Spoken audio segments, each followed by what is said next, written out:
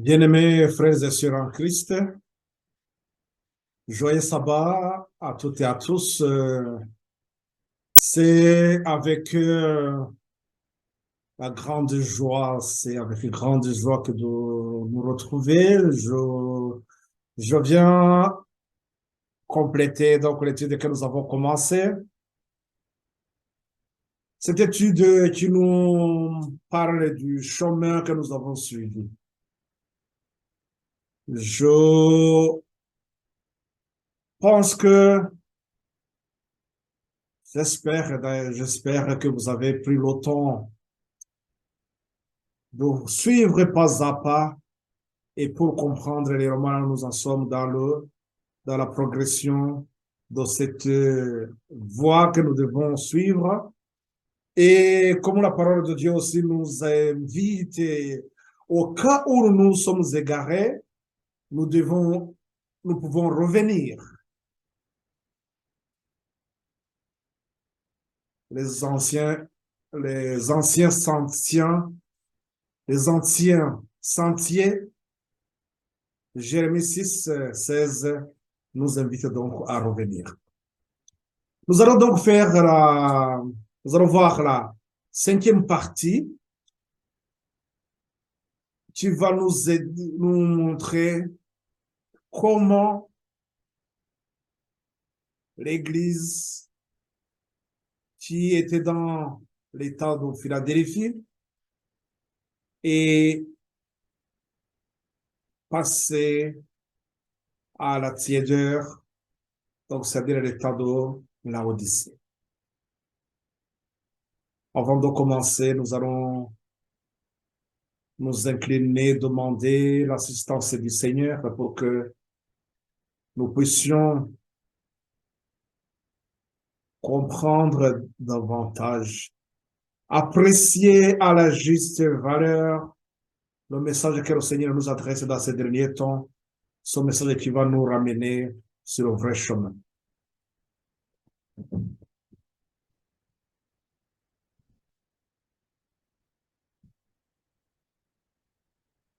Béni soit ton nom, Père éternel. Nous te sommes infiniment reconnaissants, Seigneur, de ce temps que tu nous accordes, la façon, Seigneur, dont tu nous conduis. Père, veuille nous conduire dans ta sainteté. Nous voulons, Père, te dire merci de tout ce que tu pourvois pour notre bien-être, pour notre sanctification. Je remets dans tes mains, Seigneur, ces âmes qui sont même dans les coins les plus reculés de ce monde, qui suivent ces études, ceux qui sont avec moi maintenant, Seigneur, et d'autres qui suivront plus tard, qu'ils soient bénis par toi, Père. Merci de nous nourrir selon nos besoins. Merci, Seigneur, de nous affermir dans ta parole. Honneur pour la gloire de notre Seigneur Jésus-Christ, protection, Père.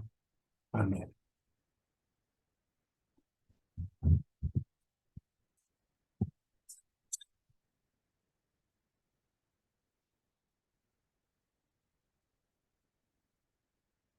Nous allons donc voir cette partie qui nous parle qui nous montre, qui nous éclaire sur le sentier que nous suivons. Comme je le disais dans l'introduction, la façon dont l'Église qui était dans la lumière, qu'est-ce qui s'est-il passé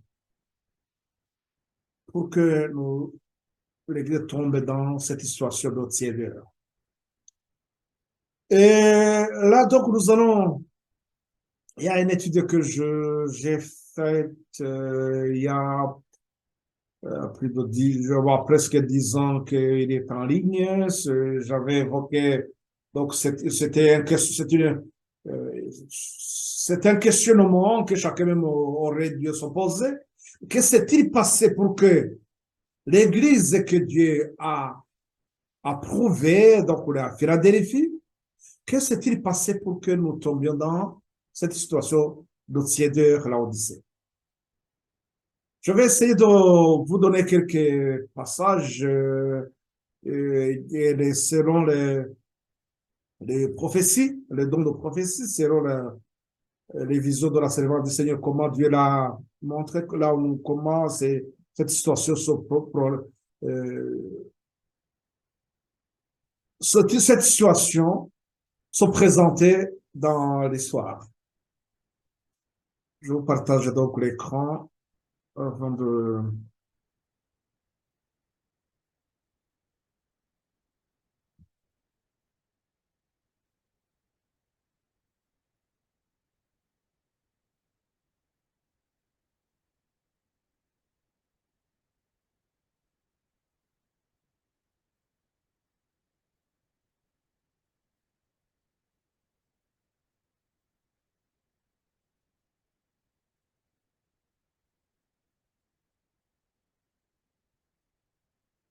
Euh, ouais, est-ce que le télé... Oui, lorsque je vais essayer de vous donner quelques lignes, vous aurez à regarder. Je confie que vous êtes vraiment des étudiants assidus. Vous allez trouver ces textes et je préfère vous donner ça comme ça va vous permettre de comprendre réellement ce qui s'est passé. Qu'est-ce que donc nous avons, je vous rappelle d'abord cette histoire, comment là où nous nous sommes arrêtés la fois passée, je vous partage l'écran.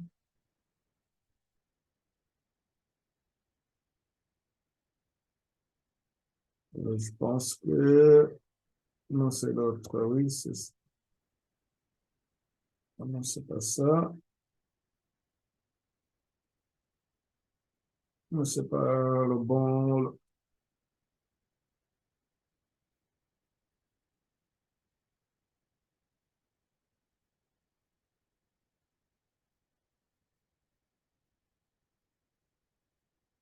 Et donc, c'est là où on s'est arrêté la fois passée.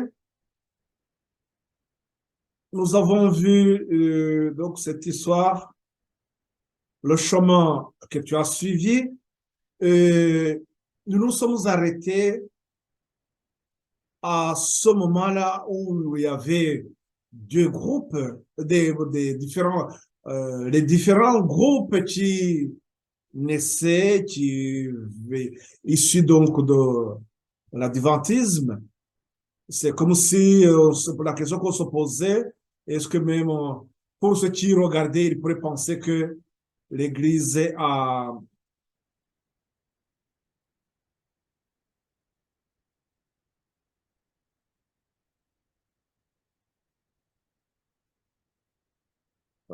excusez-moi, excusez un peu là, il faut que je revienne sur l'image.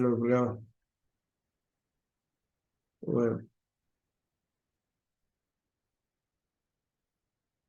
OK. Donc, on s'était arrêté sur cette partie qui nous montre, ça c'est notre image, c'est dans l'itinérant, là c'est en français, il est où? Une seconde. C'est pas ça, c'est pas celui-là.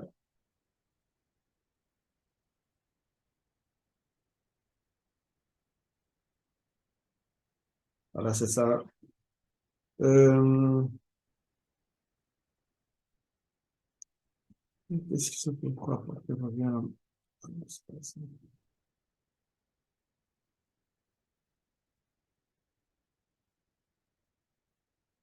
Ah, vous excusez, il y a un souci de fichier. OK, ben là, c'est bon. Je crois que c'est ça. Maintenant que voilà. Non, c'est pas ça. Toujours, ça revient sur.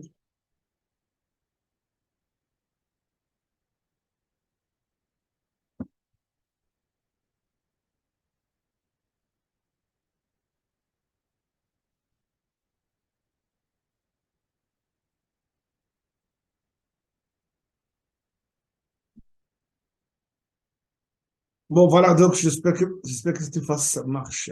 OK, merci d'avoir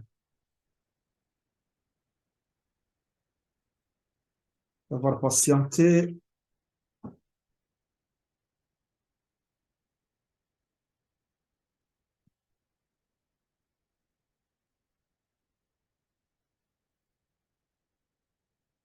Voilà. Donc, le chemin que tu as suivi, ce que nous sommes en train de voir, là, on s'était arrêté sur ce groupe, ces groupes qui ont reçu le message des trois anges, qui ont eu la lumière sur le sabbat, et et on a vu que lorsque la plateforme était déjà mise en place, c'est-à-dire le message des trois anges, cette plateforme, il y a ceux qui se joignaient au petit groupe qui avait reçu la lumière, il y a d'autres qui venaient, non pas pour s'enraciner sur la lumière qui est donnée, mais qui pensaient corriger ou rectifier ou ajouter autre chose sur cette vérité qui était déjà donnée. Bon, nous avons compris que dans cette façon dans cette progression, il était question de comprendre qu'est-ce qui s'est passé pour que l'Église que Dieu avait approuvée, donc dans cette situation, dans la période de Philadelphie, qu'est-ce qui s'est passé pour qu'elle bascule, elle tombe dans une situation de tiédeur, cette situation de la Odyssée. Je vais donc vous relater quelques histoires, comment ça s'est passé. Ce qui s'est passé justement depuis 1846, parce que nous avons eu la lumière du sabbat, c'était en 1846. Depuis 1800, juste après, et jusqu'en 56, au moment où nous aurons compris un peu ce qui s'est passé, et en se basant sur donc quelques éclaircissements que la Seigneur du Seigneur nous donne. Donc, nous allons voir donc, quoi, donc ces groupes, avant, donc ça veut dire que si on arrive en l'an 56, alors que d'autres de ces groupes qui se sont séparés de la lumière, ça a commencé en 1858, c'est là où nous avons vu le premier groupe qui est parti en 1858, l'autre en 1861, et qu'en 1863, les Adventistes du septième jour se sont organisés pour continuer dans la lumière. Mais la question, nous allons voir aussi que pendant ce temps-là, Dieu avait une façon, il avait remarqué, il avait vu l'Église donc dans une situation aussi compliquée où ils n'étaient plus dans la lumière comme Dieu le désirait. Nous allons voir donc dans ce qui se passe. Donc, comment Satan a attaqué cette plateforme jusqu'à ce que donc l'Église commence vraiment à basculer.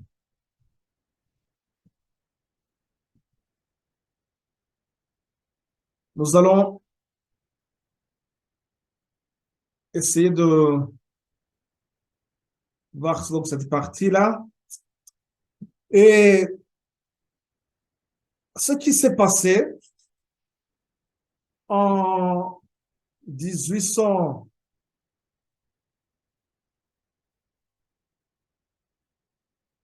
nous allons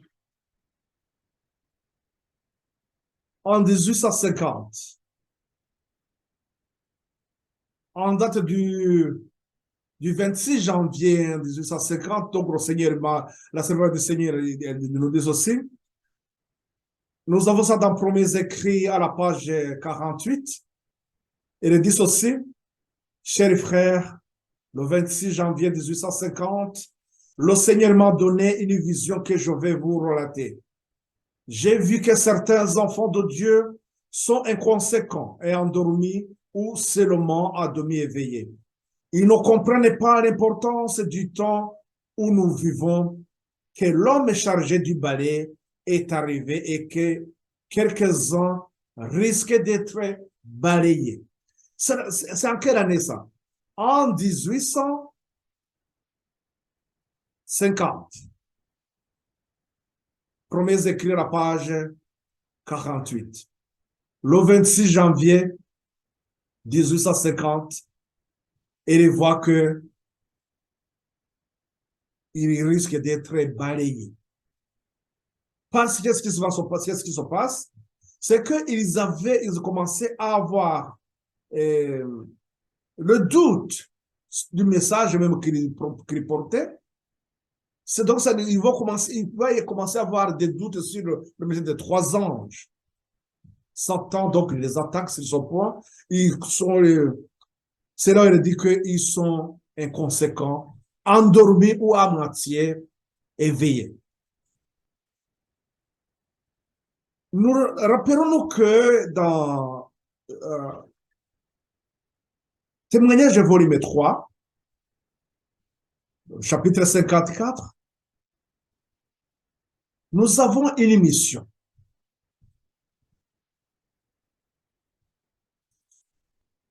Cette église avait une mission. Témoignage volume 3, chapitre 54, appelé à être témoin. Il nous est dit aussi, en un sens tout particulier, les adventistes ont été suscités pour être des sentinelles et des portes-lumière. Le dernier avertissement pour un monde qui périt leur a été confié. La parole de Dieu projette sur eux une lumière éblouissante. Leur tâche est d'une importance capitale. La proclamation des messages du premier, du second et du troisième ange. Aucune œuvre ne peut lui être substituée, lui être comparée. Rien ne doit en détourner notre attention. Donc, remarquez que dans cette mission qui nous invite, qui invite l'Église à proclamer le message des trois anges, cette plateforme, comme nous l'avons vu, Satan, il va attaquer cette plateforme, les gens vont s'endormir ou bien ils seront à moitié éveillés. Je crois que ça nous rappelle, nous rappelle pourquoi même Dieu dit à Laodicée qu'ils sont aveugles. Ils ne sont pas non seulement moitié éveillés, mais sont endormis. Donc, ils ne voient pas clairement. Et donc, dans cela demande ou bien exige au peuple, à son peuple, d'être affermi. C'est pour cela que il est dit aussi ceci, nous devons tous nous maintenir séparés du monde, rempli d'iniquité. Nous ne devons pas marcher avec Dieu pendant un certain temps, puis ensuite nous éloigner de sa compagnie pour marcher à la lumière des étincelles que nous produisons. Nous devons être fermes et constants dans nos actes de foi. Notre rôle est de louer Dieu en manifestant sa gloire par un caractère droit et juste. Aucun d'entre nous n'obtiendra la victoire sans effort persévérant et infatigable, proportionnel à la valeur de l'objectif que nous recherchons, à savoir la vie éternelle. Dans le témoignage au pasteur, page 278. C'est là où nous avons ces paroles que nous devons nous séparer du monde et que nous devons marcher avec Christ dans tous les temps. La question donc que nous devons nous poser est donc la plateforme elle est attaquée, il va déjà commencer à avoir le doute. Voilà encore la servante du Seigneur nous donne son conseil comment que nous devons sortir aussi des ténèbres. Donc plutôt nous devons nous séparer du monde. Est-ce que c'est ça? Que s'est-il passé?